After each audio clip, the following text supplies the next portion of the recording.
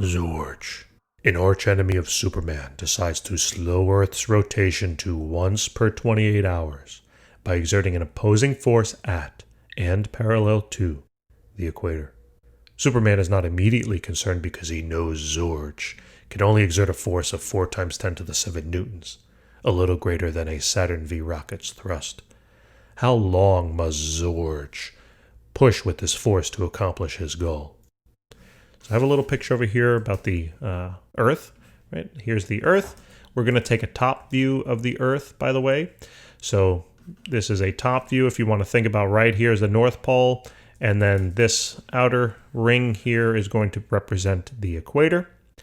So it tells us that a force of 4 times 10 to the 7 newtons, which is being exerted by Zorch, is going to be directed parallel to the equator. So I can plug it in as you see it here described. It's basically a tangential force, okay? And that force, since it's acting on the equator, and on the surface of the Earth, that is, it is then acting at a distance relative to the axis of rotation. Where did this distance come from? That is the radius of the Earth. Okay, so that's something you can look up in your text, look up online. The value should basically be the same. But we need to know this particular distance. How did I know that we need that, or how did I know to look it up? Well, I know that this body is rotating, right? I'm assuming it's rotating counterclockwise. There's going to be a force applied to the surface of the Earth, and I know that the Earth rotates about its axis right down the middle. And therefore, I know if there is a force being applied at a certain distance relative to an axis of rotation, that sounds like a torque to me, and therefore I need to know the perpendicular lever arm of that force. Okay? So, that's how I knew. Also, what might be important is the mass of the Earth, okay? Because we're talking about rotating bodies, so you're thinking about, well, if, we're talking about rotating bodies, maybe we're going to have to calculate the moment of inertia of this thing, and in every moment of inertia calculation, we have to know the mass. So here's the mass of the Earth. Okay, those are not given. Now, I think this is the most critical component, is deducing the fact that what they're telling you in the beginning, this whole thing of once per 28 hours, that is actually an angular velocity. Okay? So I defined it over here as the final angular velocity, that for every one revolution will take 28 hours. Okay, that is the nature of angular velocity. You have a certain angular rotation per time. Okay, so that being the case, I know that it doesn't have the right units, but I know that this is an angular velocity. And therefore, I also know that it's going to be the final angular velocity, because the way I'm going to frame my problem is how they're telling me is that Zorch is going to slow Earth right down from 1 revolution every 24 hours. It didn't tell us that in the problem, but I mean, that's how Earth rotates. And it's going to slow it down to 1 revolution per 28 hours. So this, I think, really is the key critical component to understanding what to do in terms of the problem. Now, I know already that these units, nothing personal, but I don't like them because I can't, work with them in equations. So therefore, I'm going to convert them right away. So and I need to convert them into radians per second, right? So for every 1 revolution, there are 2 pi radians. The revolutions go bye-bye. And then last but not least, for every 1 hour, there are 3,600 seconds. So the hours go bye-bye. And this would now leave us with radians per second. So let's calculate it. So 2 times pi divided then by 24 times 3,600, parentheses on the bottom. So we get 7.27. So 7.27 times 10 to the minus 5, and that is radians per second. Okay? That is the initial angular velocity. How did that turn into a straight line? Okay. Same thing I'm going to do in the denominator. I'm just going to do all the work out, but it's going to be 2 pi divided by, now instead of 24, it's 28 times 3,600. So 6.23. All right, so we get a value of 6.23 times 10 to the minus 5 radians per second. All right, so, and these calculations do make sense, right? This value is greater than this value, and that's what we should expect, that the initial angular velocity should be greater than that of the final angular velocity, because Zorch is slowing the Earth down. So, now, Okay, with that digested, now what we need to do is we need to take a look at what the question is asking. It's asking us how long, right? So it's asking us for time. And what do we know? Well, we know now that the initial velocity, angular velocity that is going to be 7.27 times 10 to the minus 5. We also know that the final angular velocity is going to be 6.23 times 10 to the minus 5. And now, if I'm looking at these units, these now are, I'm thinking in terms of rotational kinematics, right?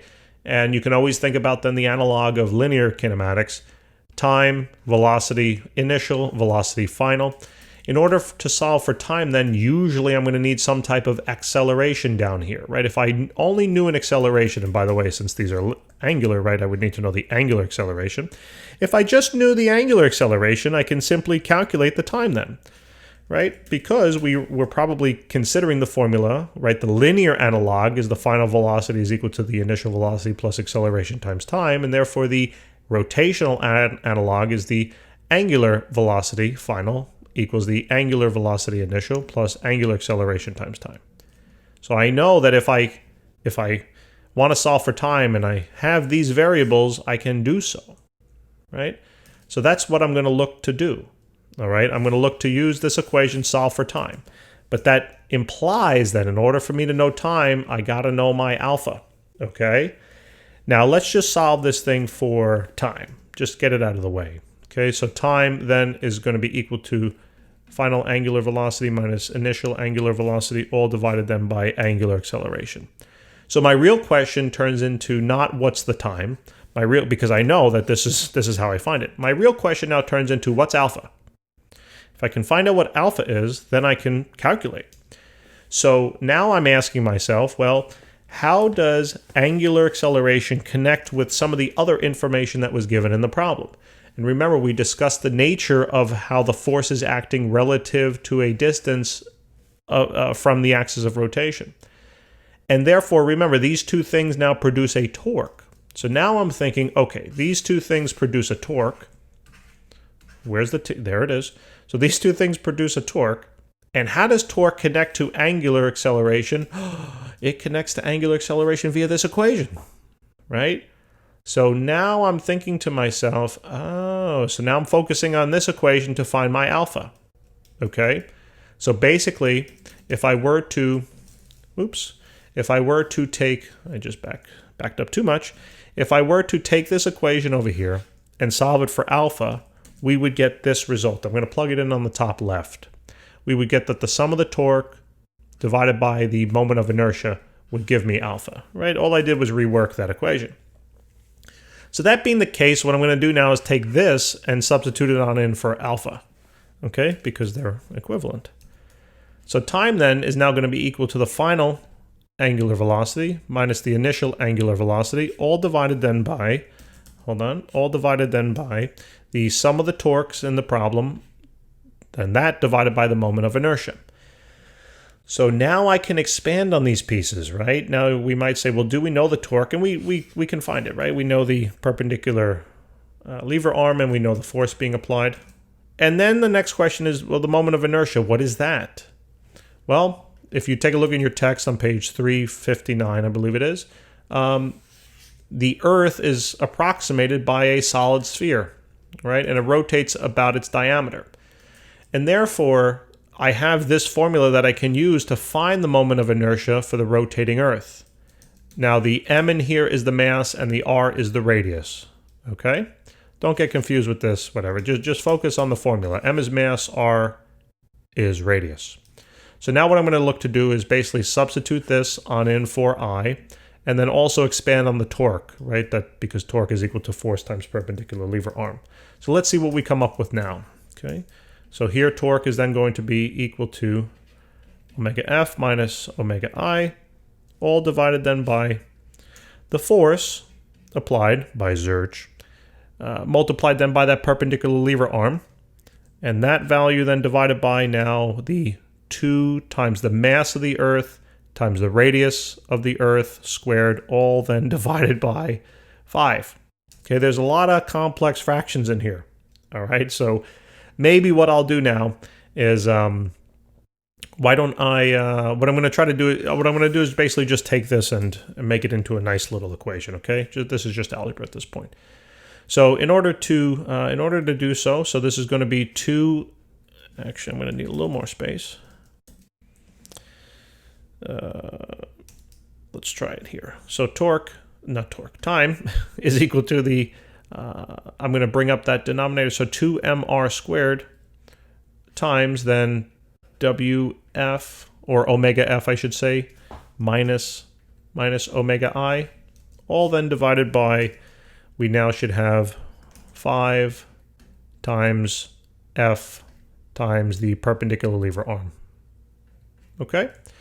And if we notice also, right, we can simplify this. Maybe I should have done that down here, but the perpendicular lever arm where the force is equivalent to the radius of the Earth. And therefore, I can simplify this. I can cancel this term and one of the radius, or one of the radii values down there. So what I'm going to do here is let me just erase this squared term, and let me get rid of this, okay? So now we have a nice simplified formula on over here. And this is all we need to do, all right? So now let's plug in the values, okay? These, when you plug in your omegas, all right, maybe use more exact values. I mean, you can even go crazy and do these substitutions in there. You can plug those on in, you know, if you like. I'm not gonna go that nuts, all right? So here the time is then equal to, man, I'm going to run out of a ton of space here. Where can I do this? You know what I'm going to do, guys? I'm going to erase everything up here. Sorry. What's going on? Why isn't this erasing? I'm going to erase everything up here. I'm going to do the work up there. So time is equal to 2 times the mass of the Earth, which is 5, or it's right here. 5.97 times 10 to the 24th times in the radius. I'm still going to run out of room, I can see. 6.378 times 10 to the 6th. And then that whole thing is then going to be multiplied now by the change in angular velocity. So this is going to be 7.27 times 10 raised to the negative 5 minus then 6.23 times 10 to the negative 5. That whole thing, we would plug that on in right there, okay? And then divided by, I know this equation is nuts, 5 times then the force of 4.00 times 10 to the 7. 10 to the, not, whoa, yeah, 10 to the 7. I thought it was 4 for some reason. And voila! We can now calculate. So 2 times 5.97 times 10 to the 24th times 6.378 times 10 to the 6th times then parenthesis 7.27. I'm just going to use the approximate values because I'm getting tired at this point. Minus then 6.23 times 10 to the minus 5. And that whole thing then divided by 5 times 4 times 10 to the 7th. And let's hope that we get the proper value. So this is going to be 3.96. I'll use 3 sig figs. 3.96 times 10 to the 18 seconds. Okay, that sounds like a long, long time to me. Right? So this is the time. Now you can convert this into years if you want. Right? I'm not going to do that. You guys should be okay at this point with that. But I don't know. This is an answer. Whether they want it in seconds, minutes, hours, years, decades, it doesn't tell me, right? It just says how long. So this is a valid answer. But if you wanted to understand if this, what this means in hours, in years, challenge yourself. Do the conversion. Guys, thanks for tuning in. Please remember to subscribe, hit the like button, and look forward to helping you with the next question. Take care.